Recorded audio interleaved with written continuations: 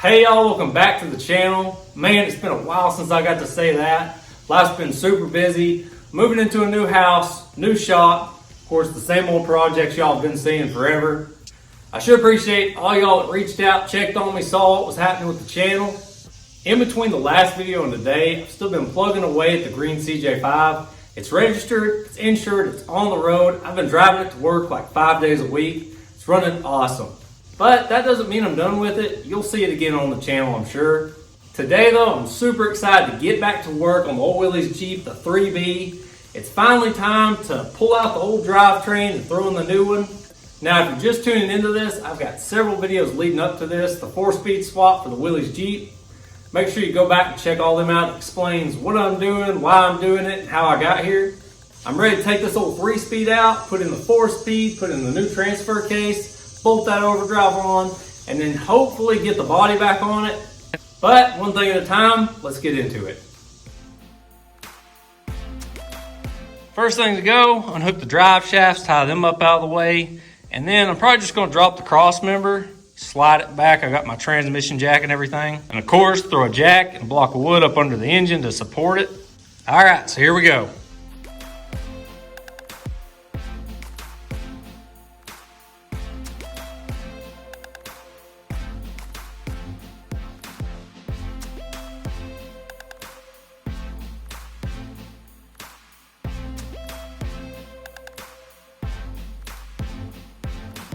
I was just gonna tie those drive shafts up out of the way right here. And I'll have to unhook them from the axle, but then I remembered that 4-speed obviously is quite a bit bigger than this. I think it's gonna change my drive shaft lengths, maybe an inch shorter this way and an inch longer this way, I can't remember. Either way, I'm gonna have to take them off and have them modified. Now I'm gonna go after the Z-bar. There's 2 bolts right there. Take that off. That'll get that clutch cable freed up. Then block up the engine. Go after my belt housing bolts, cross member bolts, slide this thing back, and it should just slide right out from under there.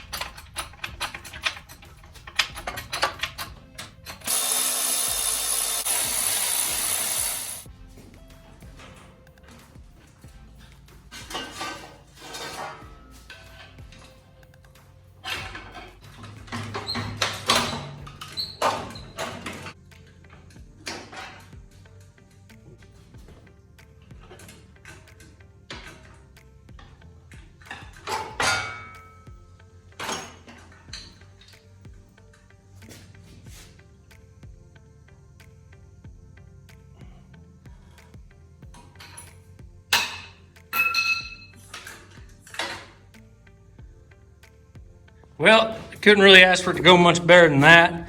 It was a little bit bound up there. I probably should have adjusted the tail end of this up a little bit. Slid out either way. So now's the fun part. Dragging it out up from underneath the frame there. Probably just gonna take this shift tower off and finagle that thing out of here. I ain't gonna say I'm halfway there, but I'm hoping maybe a third of the way there.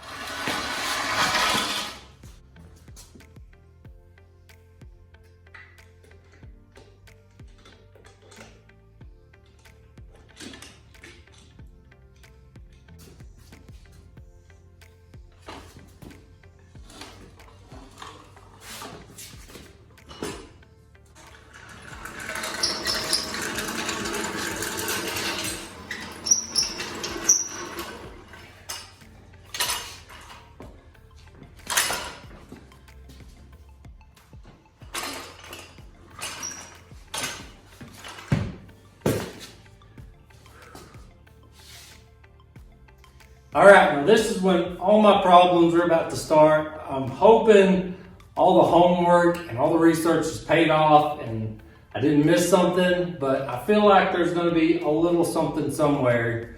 We're gonna have to sort through it. Mounting, how I'm gonna mount it to that transmission crossmember. I'm not 100% decided how I'm gonna do that. One thing I do know how I'm doing though, or mostly know how I'm doing, is the clutch. So let me show y'all what I'm gonna do for a clutch setup on this. Now looking at the old transmission setup, your clutch fork goes on that little pivot ball right there. Just like that right there. So it pushes your throwout bearing in and out. And then what moves that is this little cable with a ball on the end of it that sticks up in your bell housing there and hooks around right here. That gives you an idea of how it works. So it pulls, when you hit the pedal, it pulls the cable, pulls the clutch fork, pushes your throwout bearing out. You could keep the cable, the manual setup like that. What I'm thinking is this setup right here. So this is a stock throwout bearing, but the body of it has been turned down some. It's shorter. And that has to do with that bearing retainer plate, this aluminum one. Look back in some old videos and I'll show you that to you. But you know, that spaced it out a little bit, so we had to take some meat off this. Instead of a cable in the manual setup, I'm gonna use one of these Wildwood universal slave cylinders. So this is a pull type.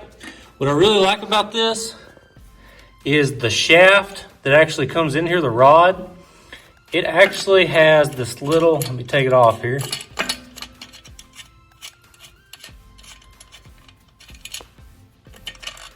See, the end piece there is a dome-shaped piece. It's rounded to fit up where the ball of that cable used to fit. It's a double nut setup, so once you put it on there, it's secured to that. It's not going to come off the clutch fork. And then on this side, you can see another nut right there. If this was to ever go bad, you wouldn't have to pull all this apart to take that off. You can just undo that jam nut, screw off the body, screw on the new one, and you're back on the trail. I am gonna get the transmission mounted up, transfer case, figure out that cross member. I'm gonna do all that stuff first. But while I had it in the open where I could show y'all the inside of that bell housing, just wanna let y'all know what's going on there.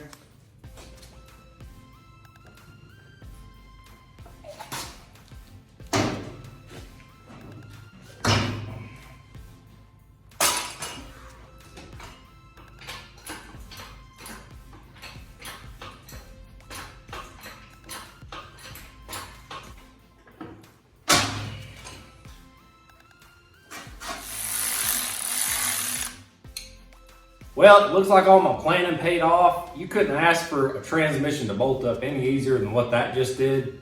I've got several of the bell housing bolts in, not all of them. I took the inspection cover off the bell housing to see my gap between my throwout bearing and my pressure plate, and that looks really good. You want between like a 1/16 and an 1/8. I can't tell you how much I took off of that throwout bearing. It's been so long ago. I believe it was the thickness of that aluminum adapter I was talking about. So far, so good. I like everything going on here, except I don't like the setup for this slave cylinder. So the problem with this, it's not as straight of a shot as I was hoping it would be. I was gonna mount a plate with these two bolts, and then I bought this other end. I thought we could do something like that right there. But there's kind of, I mean, that's pretty straight, but now it's kind of angled down. So maybe you could trim that. I'm probably not gonna trim it. What I'm thinking, I gotta take all this back out because like I said, that rod bolts to the clutch fork in here. And then what I'm gonna do, probably just put it back the way it was stock. So I'm gonna put this clutch cable in here, hook it to that clutch fork.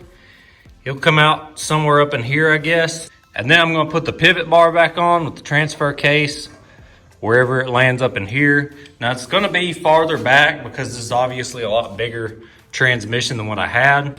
But what I'm thinking, I can unscrew this clevis off of this clutch cable, get a union and maybe some all thread or something. That will help me extend it on back to where it needs to be at. And then I can take my slave cylinder and instead of having it right here pulling, I can put it over here on this side with my pivot here. And we can do that number right there. So that's what I'm thinking right now. So give me a minute. I'm gonna pull all this back apart, swap that out, put the clutch cable back on, and then pick up from there.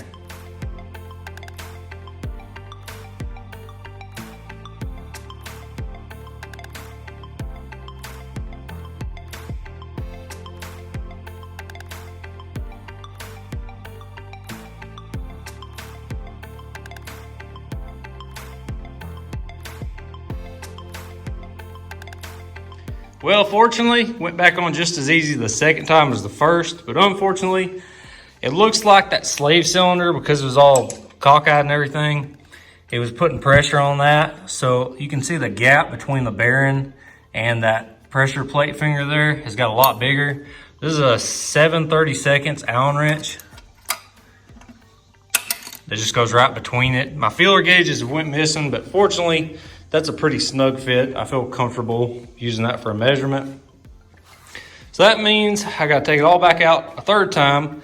I'll have to take that to the machine shop to my buddy Dan, and then I can pull this throwout bearing out of the transmission I just pulled out, because it's a stock one, and I can have him machine it to the correct width, and then kind of works out great for y'all because I can give you an actual number of what I ended up with.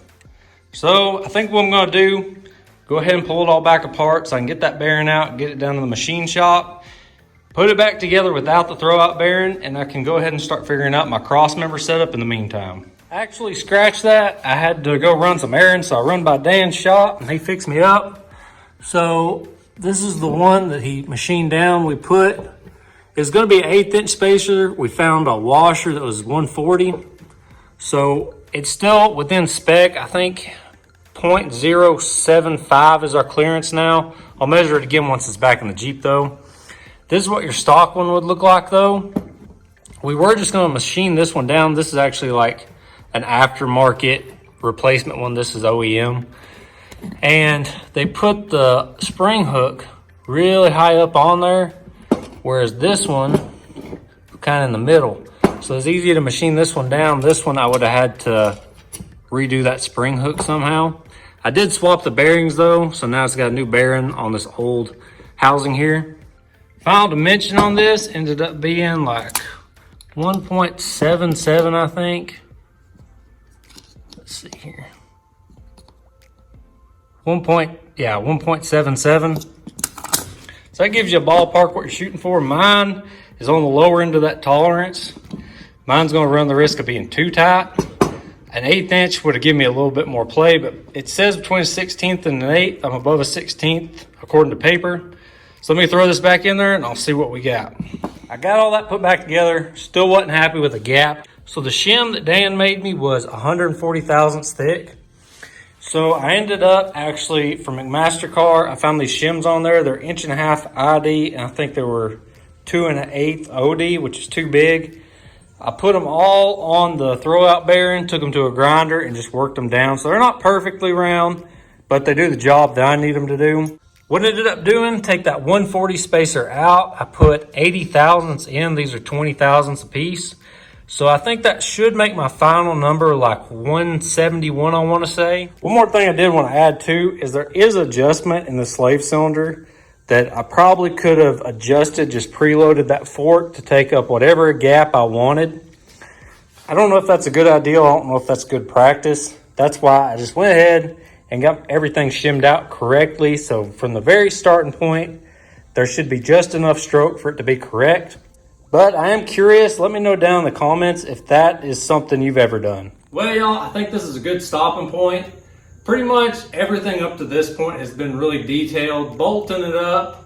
There shouldn't have been any surprises. I went ahead and put all the bolts in the bell housing, so this part is done.